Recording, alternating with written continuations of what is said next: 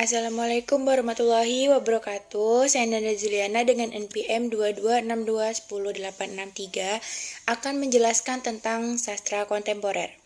Sastra kontemporer adalah karya sastra yang dibuat sekitar tahun 70-an dengan sifat eksperimental dan karakteristik yang menyimpang dari praktik sastra pada umumnya.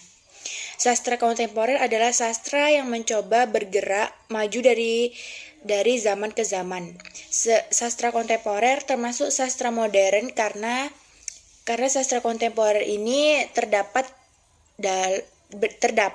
dan berkembang pada masa sekarang ini atau pada masa modern. Sastra kontemporer itu termasuk sastra modern, namun tidak semua sastra modern dapat dikatakan sastra kontemporer.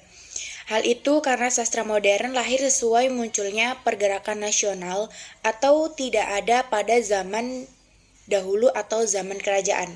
Di sini ada beberapa pencetus dari teori sastra kontemporer. Yang pertama yaitu ada Terry Eggleton, merupakan salah satu ahli teori sastra kontemporer yang banyak berbicara tentang sastra dalam konteks sosial, politik, dan ideologi.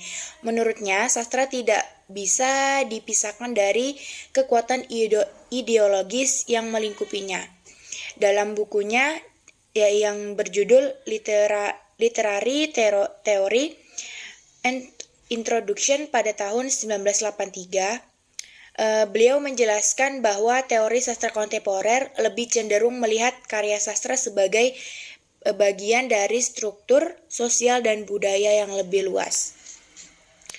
Kemudian yang kedua ada dari Jacques Derrida, dikenal dengan konsep deconstruction-nya yang merupakan salah satu landasan penting dari teori sastra kontemporer. Menurut Derrida, teks sastra menggunakan kontradiksi dan ambiguitas yang tidak bisa dipecahkan secara tuntas. Teori dekonstruksi mengajarkan bahwa tidak ada makna tunggal dalam teks, dan kritik sastra harus mengeksplorasi ketegangan dan keragaman makna yang ada. Selanjutnya yaitu ada Homi K. Bhabhan, merupakan salah satu tokoh terkemuka dalam kajian postkolonial.